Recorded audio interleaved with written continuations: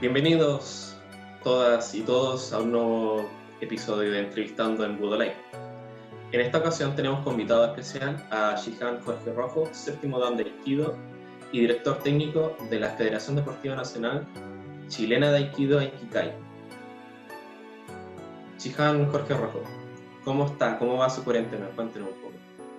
Buenas noches, don Marcial. Muy bien, excelente, pero bueno, confinado como todos, junto a mi familia, y en mi dojo y en mi casa. Así que solamente con actividades online y respetando todas las medidas que hagan posible salir lo antes posible de esta situación bastante dramática que está pasando el país. Qué bien, me alegro de escucharlo. Bueno, como temática de la entrevista, en una primera instancia vamos a ver preguntas de desarrollo en el sentido de que apuntando a su trayectoria, conocimiento y visión en torno al Aikido, y una segunda parte de preguntas de respuesta rápida. ¿Ya? Así que eso, no sé si tiene alguna otra duda. No, es perfecto. Vamos a la primera sección de preguntas, como les había comentado, en la cual están relacionadas con la visión, trayectoria e historia que usted tiene con el Aikido. Como primera pregunta, ¿cómo llegó al Aikido y qué fue lo que lo hizo permanecer en él? Cuéntenos un poco. Bueno, esto fue hace mucho tiempo atrás. Yo tenía 8 años cuando estaba acá en Chile. Yo no partí en Aikido, yo partí en artes marciales, en karate en especial. Pero esto no surgió porque a mí me interesaran las artes marciales. La verdad que se comienza con el hecho de que en esos tiempos estaba el gobierno del presidente Salvador Allende. La situación social era había una crisis, digamos, ¿ya? Y había mucha violencia en las calles, había bastantes cosas que choqueaban, y a un niño que tenía 8 años, en el caso mío, igual me choquearon muchas cosas. Entonces, creo que por ahí nació mi interés en proteger a mi familia, en particular porque mi madre vivió un episodio donde la intentaron golpear o atacar en nuestra casa. Estando yo presente, yo miraba desde una ventana atrás y vi como mi madre se enfrentó a las personas y tuvo que protegerse ella, pero yo vi que a mi mascota, un perrito que yo tenía, lo golpearon. Entonces, lamentablemente, eso fue un impacto bastante grande para mí, siendo un niño, y en ese momento yo decidí proteger a mi familia. Ese era mi propósito primordial. Entonces, con mi padre visitamos algunas escuelas de karate. En esos tiempos habían muy poquitos, creo, y practicamos unos 3 meses, 4 meses, en el comienzo del año 73. Posteriormente a eso, mi padre con mi madre decidieron partir a terminar el doctorado en matemáticas que mi padre había dejado inconcluso en la Universidad de Leuven, y partimos un mes antes del golpe de Estado hacia Bélgica a retomar su tesis de grado. Pero esta vez partimos a una ciudad distinta que se llamaba Louvain-la-Neuve. Louvain-la-Neuve es una ciudad de habla francófona, o sea, hablan francés, y ahí él tuvo que retomar su tema de tesis y comenzar otro, en realidad, porque había ya sido avanzado por otras personas. Por lo tanto, entre el año 73 y 76, yo estuve estudiando en Bélgica con mi familia. Seguí el colegio, obviamente, tomé lo que quedaba de cuarto básico allá, y durante que estaba en el colegio se ofrecían muchas actividades porque la educación belga es muy completa. Entonces los niños reciben una educación en lo artístico, en lo deportivo, en lo social, en todo. Entonces, entre las tantas actividades que se ofrecían, había solfeo, música, yo hacía de todo. Y de repente me di cuenta que uno de mis compañeros, Marc Gonz, practicaba Aikido, y que quien dictaba el taller de Aikido era su propia madre, Madame Nicole Bones, y en ese momento me interesó, quise conocer. Pero mi padre ya me había llevado ahí a un curso de karate que hacían en Louvain-la-Neuve, y el profesor le había dicho justamente a mi padre que lo más importante para mí era que yo tuviera una disciplina más que marcial, a mi edad, algo más educativo. Y se me ofreció el Aikido. Entonces andábamos atentos a eso y surgió esa posibilidad con Madame Nicole Bones. Inmediatamente, siendo con mayor razón apoderada del mismo curso, yo no dudé y me inscribí y empecé a practicar. Y bueno, así comencé el Aikido. Así lo conocí. Yo no tenía, ¿cómo se llama?, idea de qué era la diferencia entre karate, aikido, judo. También practiqué judo paralelamente al aikido mientras estaba en Louvain-la-Neuve. Hacía bastantes actividades, natación, judo, aikido, natación olímpica, etc. Interesante. Así fue como comencé. Muy interesante. Bueno, cuando comenzó, ¿qué fue lo que primeramente pudo percibir o sentir en el Aikido? Y si esa apreciación que sintió en un principio ha cambiado con el tiempo ahora en la actualidad. Sí, claro. Mira, yo al comienzo notaba una diferencia porque pude hacer el paralelo entre las clases de judo y las clases de aikido. Las clases de judo las dictaba Monsieur Bourguignon y las de aikido eran de Madame Nicole Bones. Y yo me daba cuenta que en el aikido no había mucho énfasis en la competencia, era solamente una práctica, un entrenamiento. No había ese estrés que hay en los deportes normalmente. En el judo había más estrés de competir, etc. Aunque mi profesor de judo no era muy interesado en las competencias, pero nos preparaba como si fuéramos a ir a las competencias. Y la verdad las cosas que me di cuenta es que el Aikido desarrollaba mucho los aspectos de flexibilidad, de ductilidad, casi como que cuando uno hace un rol de uke, uno trata de estimular la acción espontánea, casi como felina, ¿ya? Y en muchas ocasiones, como yo me interesé en el Aikido y empecé a ser como de los niños más interesados, un poco más avanzados, la profesora ofreció una segunda clase y le dijo que los que estaban interesados podían venir a esta segunda clase. Y así fue, me inscribí ahí también, seguí practicando 2 veces a la semana, y más encima mi padre se dio cuenta que en la noche Madame Nicole Bones también practicaba con adultos, y le preguntó si yo podría ir a practicar a la clase de adultos. Como yo era bien motivado, ella dijo que ningún problema. La profesora era muy, muy amorosa, muy tierna, entonces era una persona muy acogedora.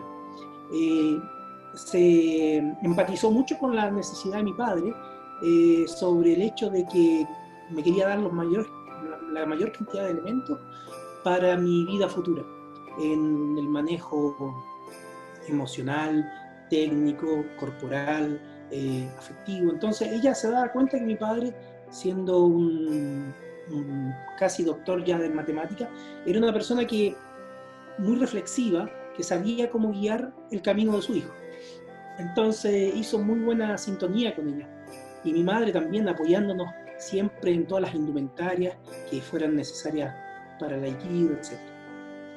Entonces, en su momento, yo me di cuenta también de que en las clases de adultos se hablaba mucho de aspectos como del centro, de que el movimiento nacía desde el centro del ser humano, etc. Entonces eso me empezó como a estimular también a investigar más, y creo de que esas fueron aspectos que, digamos,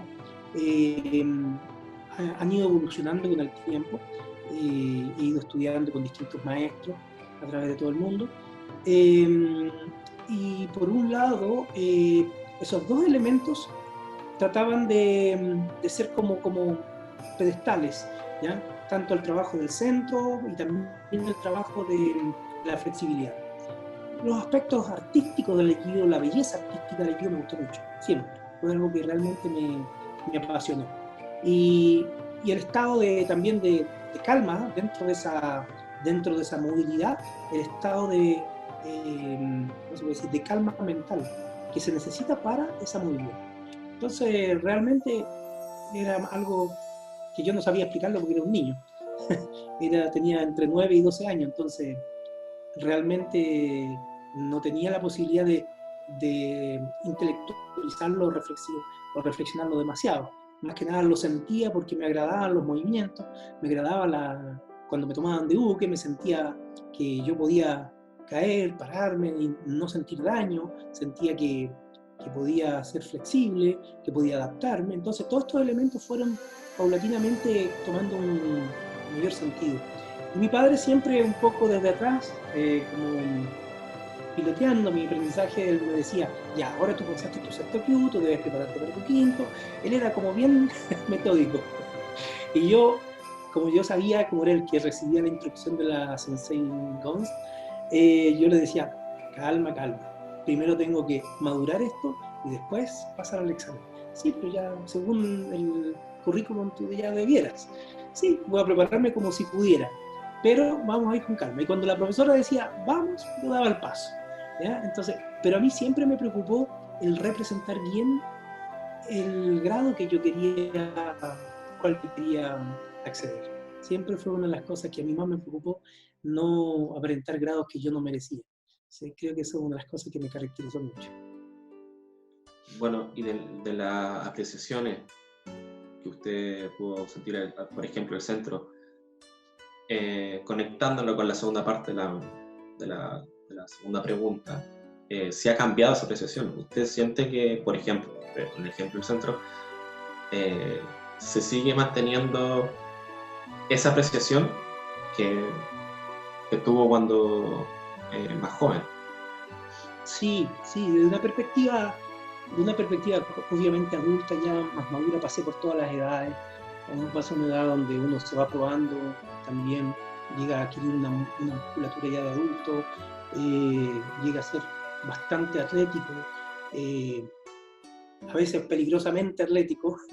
Uno de repente hace cosas que podrían ser peligrosas, pero es importante seguir la enseñanza del que está adelante en la clase. Entonces, creo de que el centro también tiene que ver con el autocontrol, tiene que ver también con la manera de moderar esa energía cuando estamos en la acción con otra persona, cuando es un niño, adaptarnos, cuando es una dama, también adaptarnos, cuando alguien pide más, también poder ceder un poco hacia él.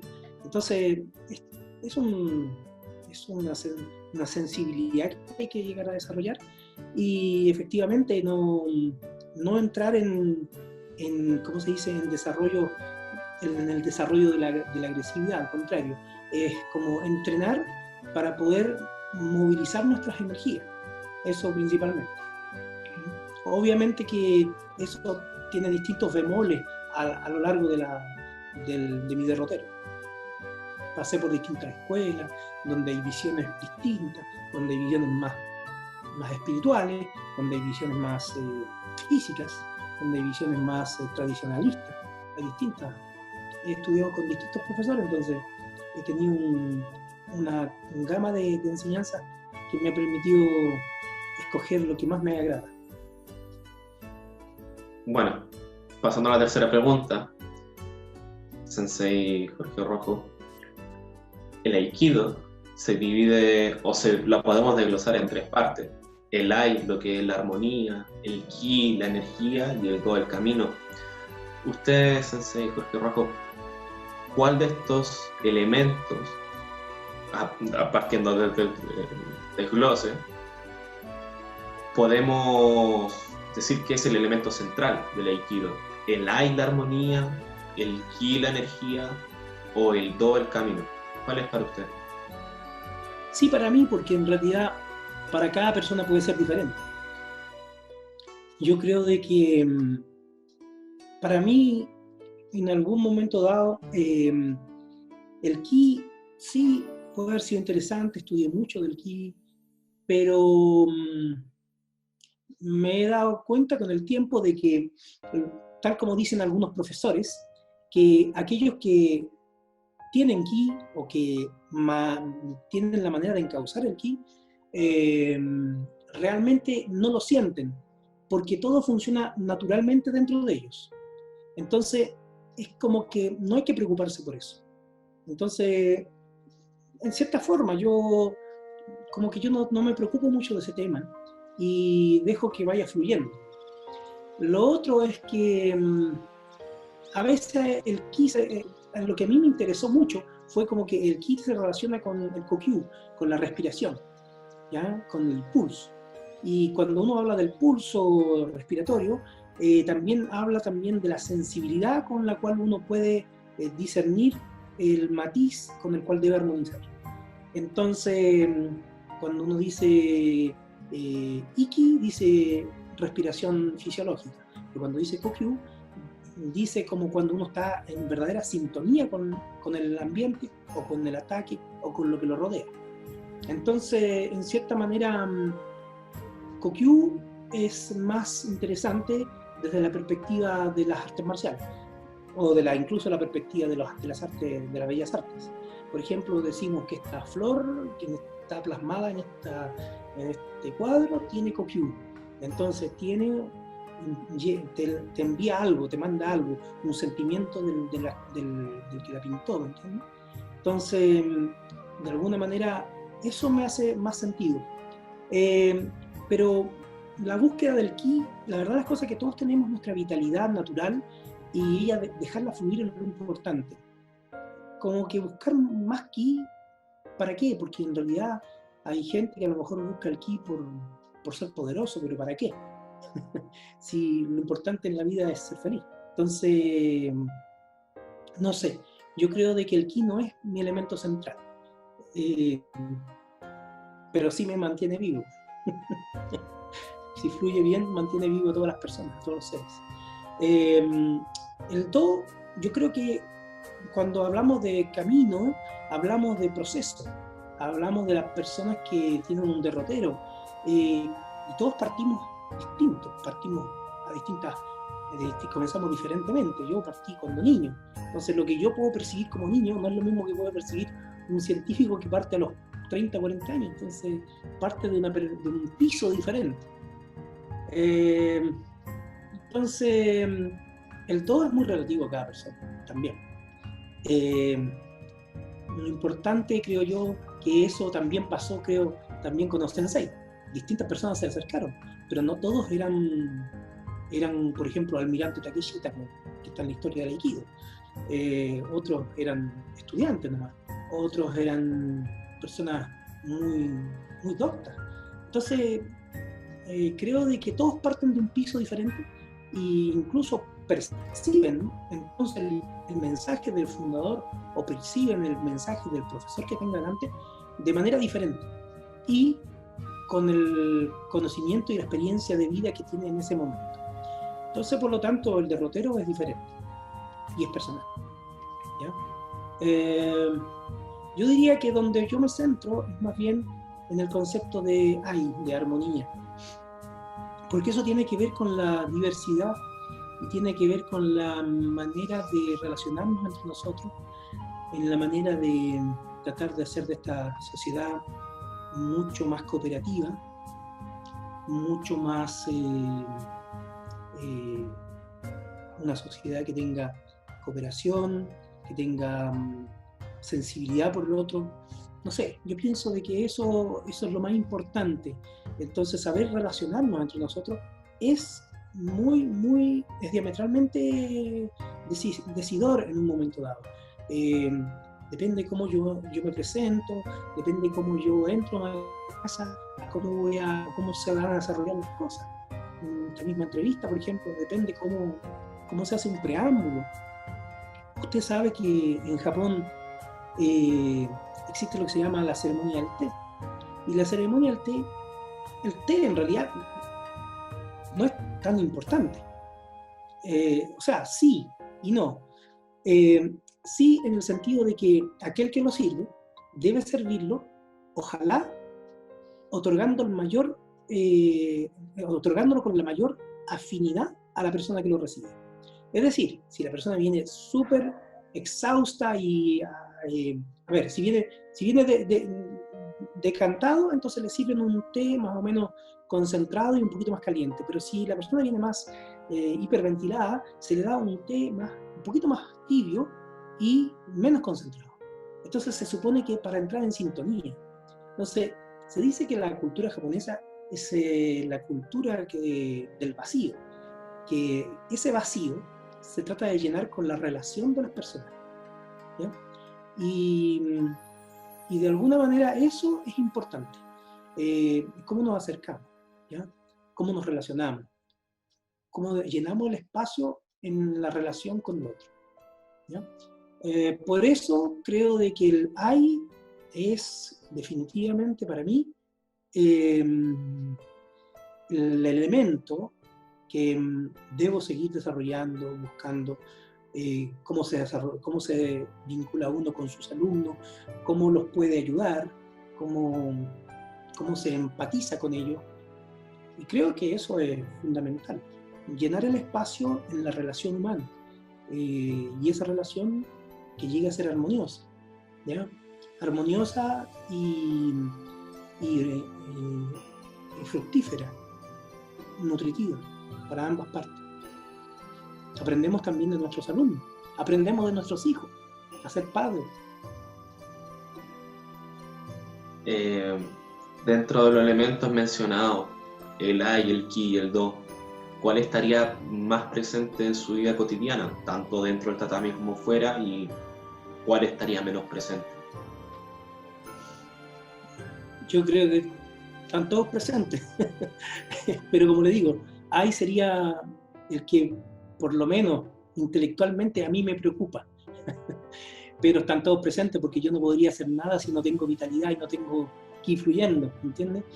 Y el camino mío se escribe todos los días, en cada momento, en cada acción. Entonces es importante que cada acción nuestra va a dejar una vibración futura.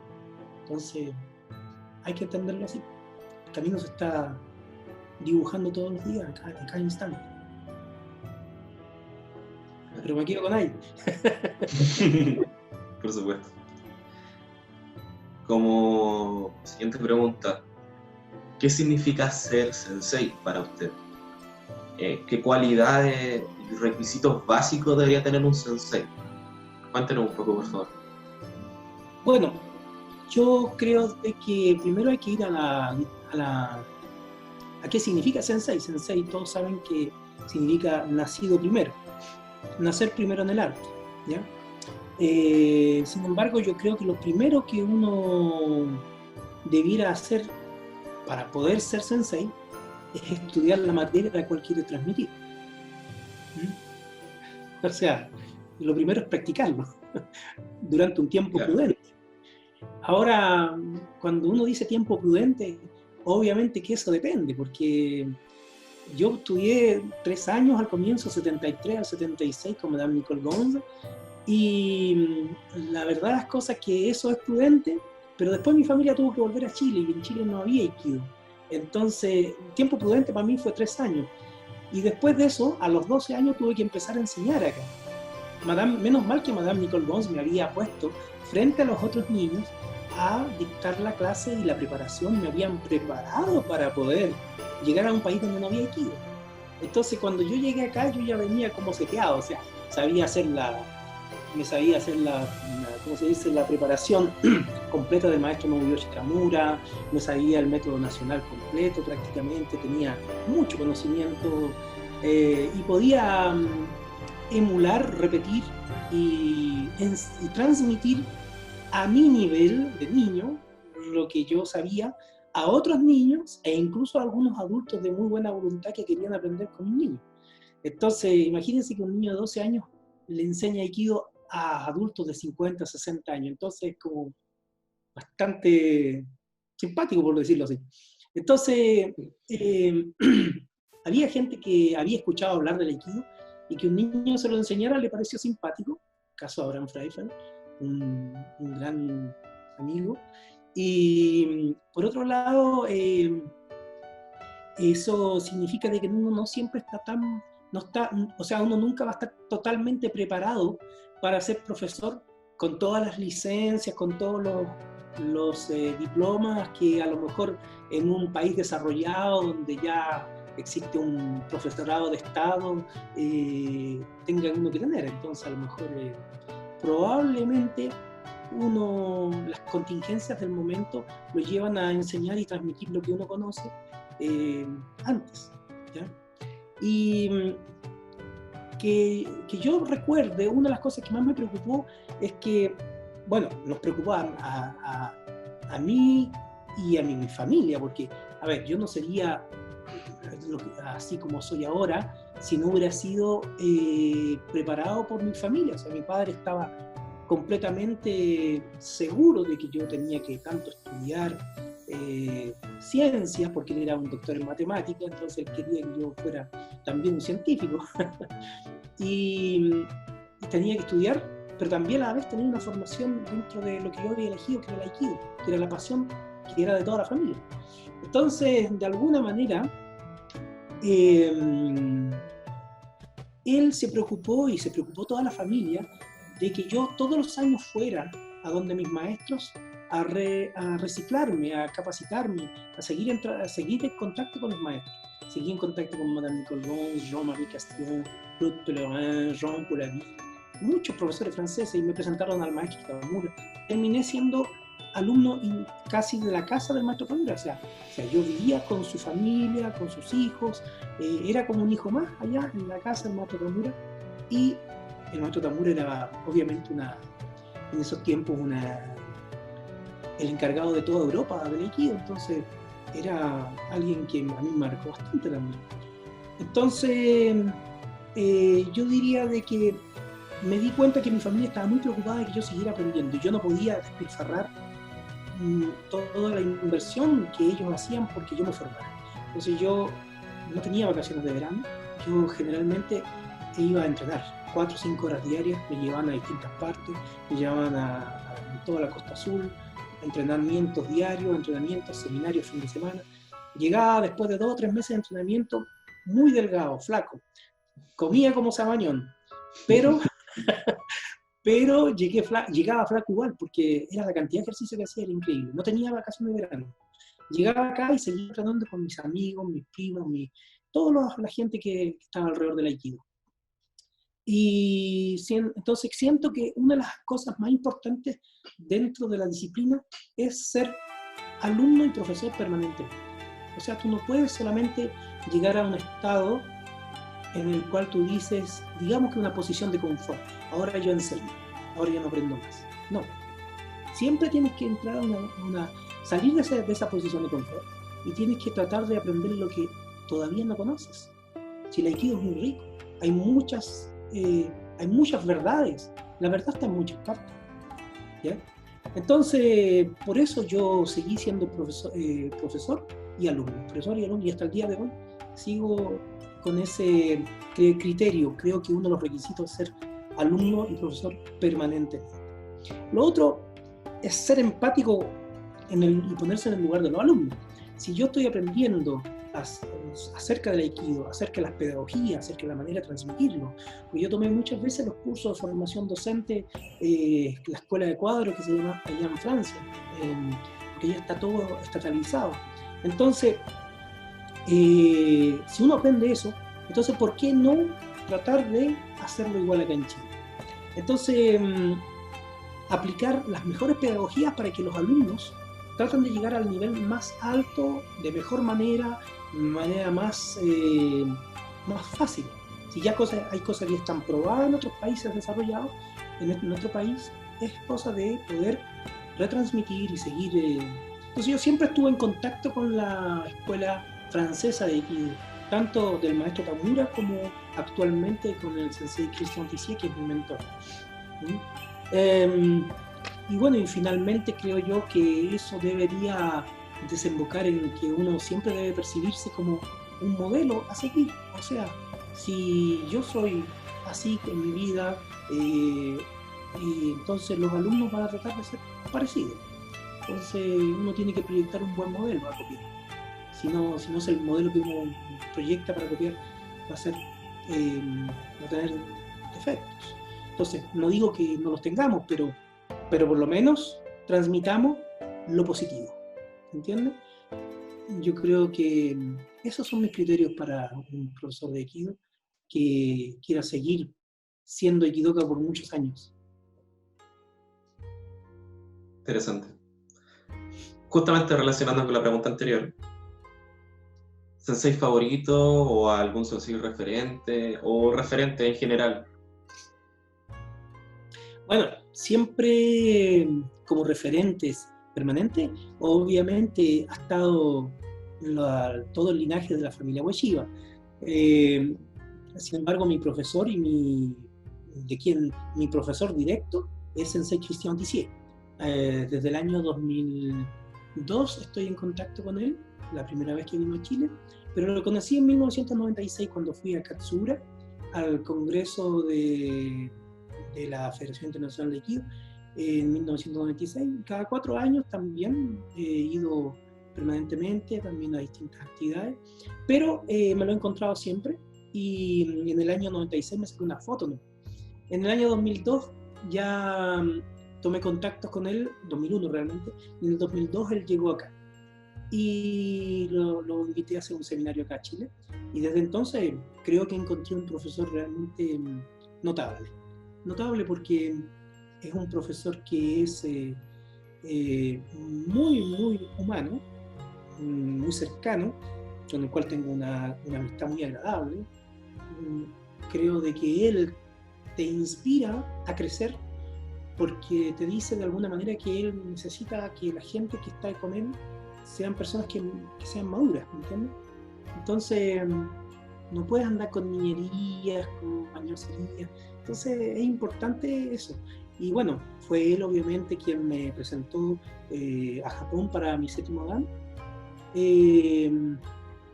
Y obviamente que él se relaciona de una manera muy madura con el resto de los profesores. Él es un profesor de profesores, realmente notable.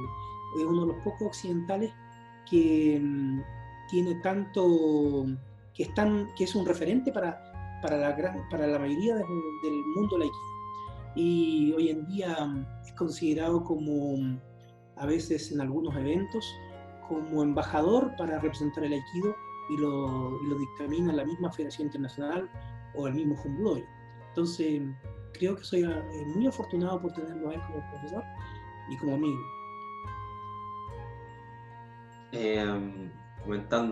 Pasando a la siguiente pregunta. Cuando lo presenté a usted, comenté que usted era el director de la Federación Deportiva Nacional Chilena de Aikido. Aikikai. FEDENACHA. Cha, claro. Alargadito. Claro. ¿Puede contarnos un poco cómo nace esta organización? Sí, claro. Esta organización nace a raíz de que muchos clubes en Chile necesitaban realzar y fortalecer más el vínculo con Aikikai Hombudoyo. Entonces, a raíz de eso principalmente se constituye la FENACHA, porque en el fondo nuestro linaje siempre ha sido Hombudoyo de Japón, y obviamente la figura del dojo. Cuando yo digo que mi profesor Christian Tissier es mi mentor, es porque es mi profesor directo, pero él también me relaciona directamente con dojo y con el Hombudoyo. O sea, él es uno de los chihanes de allá, y cuando uno pasa a ser chihan, obviamente uno tiene una responsabilidad mayor: saber representar el arte, saber presentar el arte, saber los beneficios del arte, y ser un buen modelo de este arte.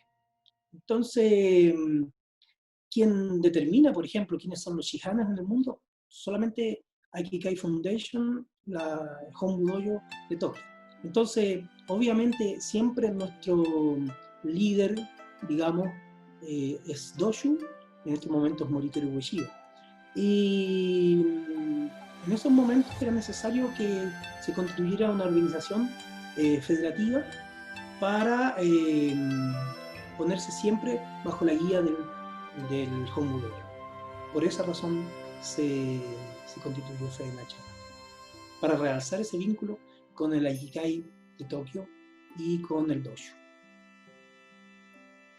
Al final, para tener una conexión directa con Japón. Siempre la tuvimos. Ah, ya. Por lo menos yo siempre la tuve. Pero creo de que organizativamente hablando era necesario hacer una estructura que estuviera siempre en relación con Japón. Pueden haber más, pero creo de que es importante que uno esté claro. Claro, entiendo. La siguiente pregunta va relacionada un poco en cuanto a sus proyectos, tanto a corto y largo plazo. Si nos podría contar un poco acerca de ellos. A corto plazo, salir de la pandemia. Sí. Mantenerme activo. Pero a largo plazo, bueno, seguir enseñando, seguir motivando a más jóvenes y a grupos etarios por el Aikido, trabajar lo más cerca de la Federación Internacional de Aikido para poder apoyarla, tanto en Latinoamérica como en el mundo, escribir parte de la historia del Aikido en Chile, y eso,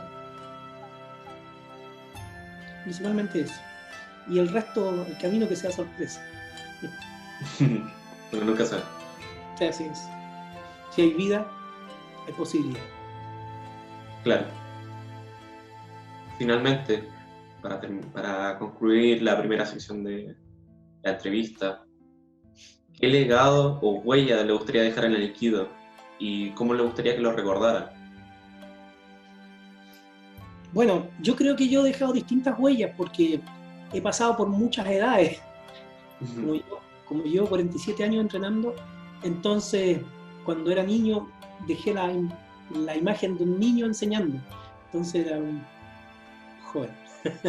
Entonces después ya un joven un poco más enérgico. Después, cuando hice otro sistema de Aikido también, algunas personas me conocieron en ese ámbito.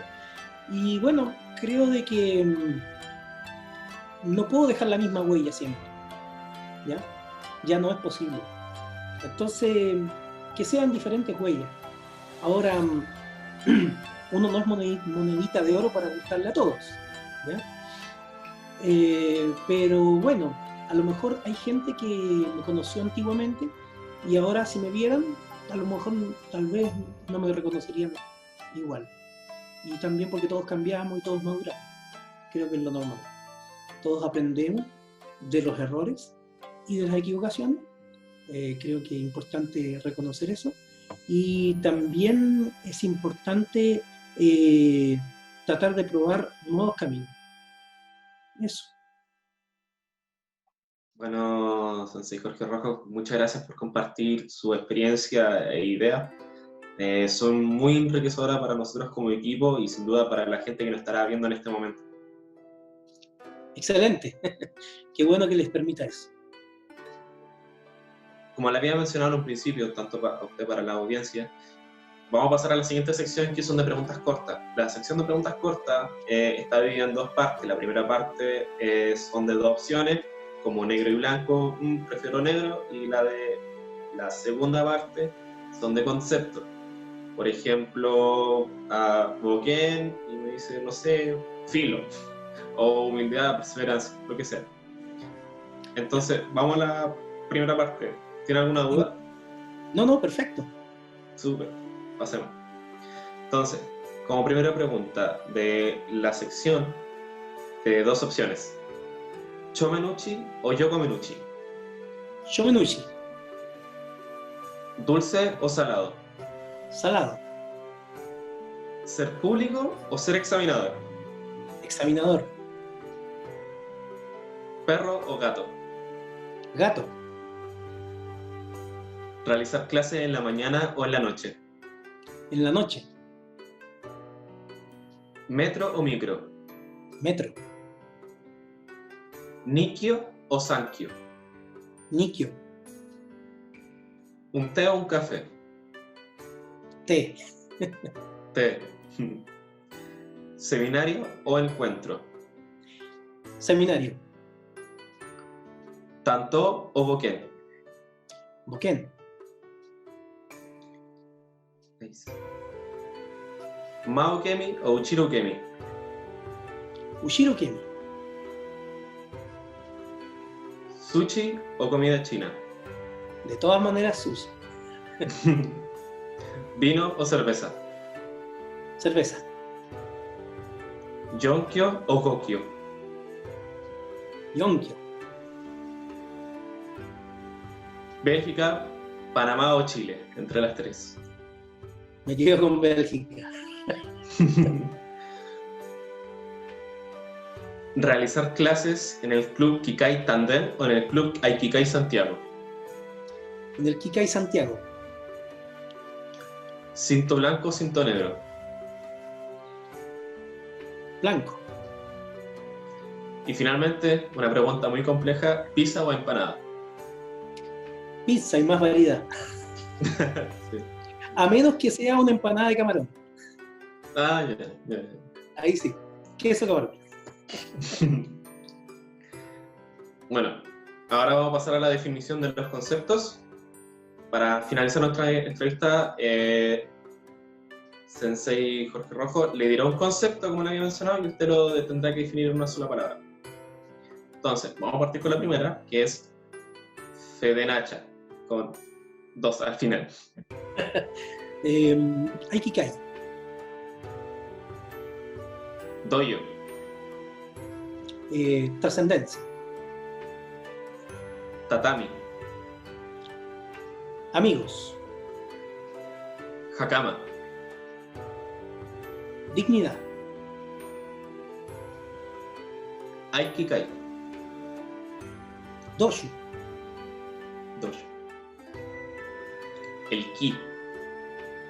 Vitalidad. Alumno. Responsabilidad. Sensei.